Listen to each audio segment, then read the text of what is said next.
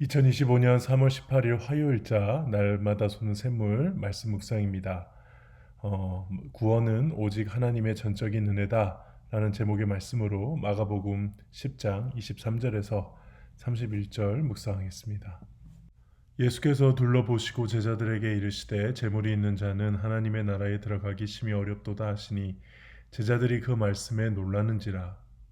예수께서 다시 대답하여 이르시되 애들아 하나님의 나라에 들어가는 가기가 얼마나 어려운지 낙타가 바늘기로 나가는 것이 부자가 하나님의 나라에 들어가는 것보다 쉬우니라 하시니 제자들이 매우 놀라 서로 말하되 그런즉 누가 구원을 얻을 수 있는가 하니 예수께서 그들을 보시며 이르시되 사람으로는 할 수 없으되 하나님으로는 그렇지 아니하니 하나님으로는 다 하실 수 있느니라. 베드로가 여짜와 이르되 보소서 우리가 모든 것을 버리고 주를 따랐나이다.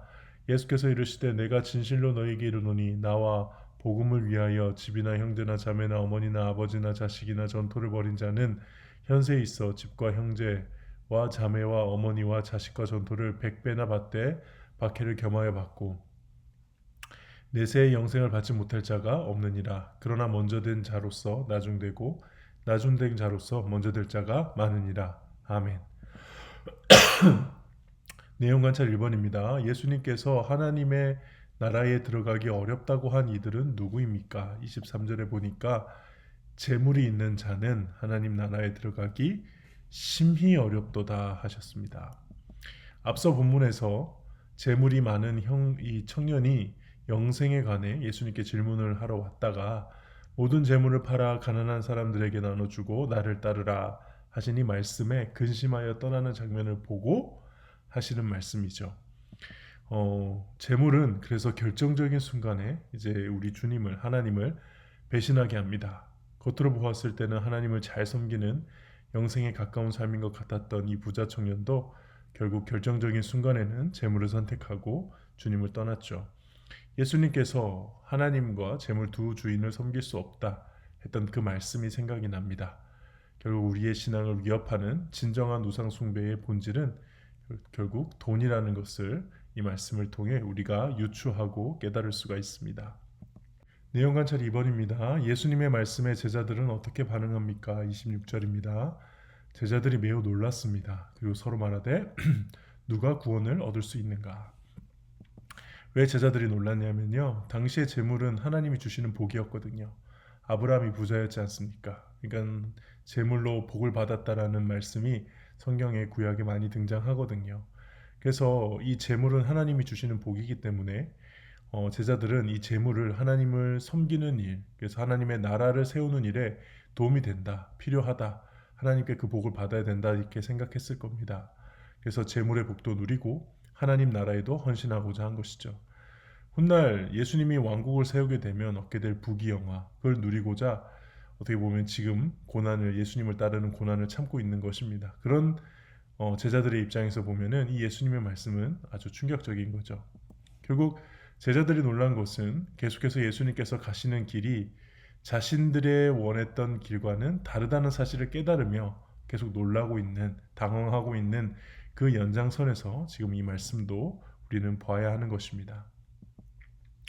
영과 묵상입니다. 제자들은 왜 부자가 하나님의 나라에 들어가기 심히 어렵다는 예수님의 말씀에 매우 놀랍니까? 일단 이 말씀에 약간 놀란 배경을 설명을 했죠. 근데 예수님이 이렇게 말씀하세요. 그렇게 해서 구원을 받지 못하는데 그럼에도 불구하고 하나님으로 사람으로는 할 수 없지만 하나님으로는 그렇지 아니하니 하나님으로서는 다 하실 수 있느니라. 그러니까 구원에 대한 하나님의 절대 주권에 말씀을 하시는 겁니다.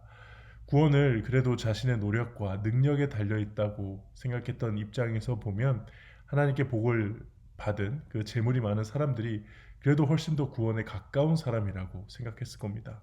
그렇지 않겠습니까? 가난한 사람들보다는 부자들이 더 하나님의 말씀에 관심이 있었고 하나님의 말씀을 지키려 했고 그 시대 문화는 그랬거든요.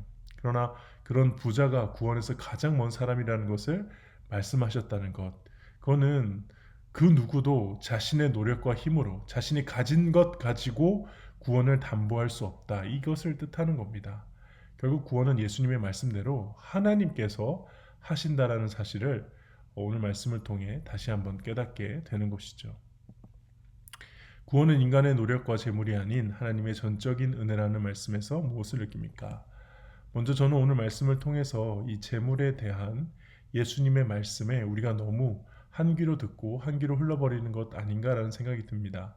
예수님이 부자가 하나님의 나라에 들어가는 것이 어렵다라고 말씀하시는 것은 과장법이 아닙니다. 빈말씀도 아닙니다. 이거는 정말 우리가 재물에 대해 경각심을 가져야 마땅한 아주 중요한 말씀입니다. 근데 그러기가 쉽지 않죠. 사실 하나님의 나라에 정말 충성 봉사하고 싶지만 그렇다고 해서 재물이 완전히 없어도 되느냐? 우리 마음속에 그렇지는 않다는 겁니다. 저도 좀 그런 것 같아요. 그래서 하나님과 재물을 겸하여 섬기려 하는 욕망이 우리에게 있죠. 더 나아가 이 재물을 상징하는 자신의 노력, 능력 이런 것들은 절대 우리의 구원을 담보하지 못합니다. 오히려 그런 것이 없다면 우리는 더 하나님 앞에 겸손히 엎드리겠죠. 그런 의미에서 구원의 주권자 되시는 주님 앞에 낮아질 수 있는 사람이, 엎드릴 수 있는 사람이, 그 은혜를 갈망하는 사람이 부자이든 가난한 사람이든 천국에 가까운 복된 사람이 아닌가, 그런 생각을 해보았습니다. 결단과 적용입니다. 구원은 인간의 노력과 재물이 아닌 하나님의 전적인 은혜라는 말씀에서 무엇을 느낍니까?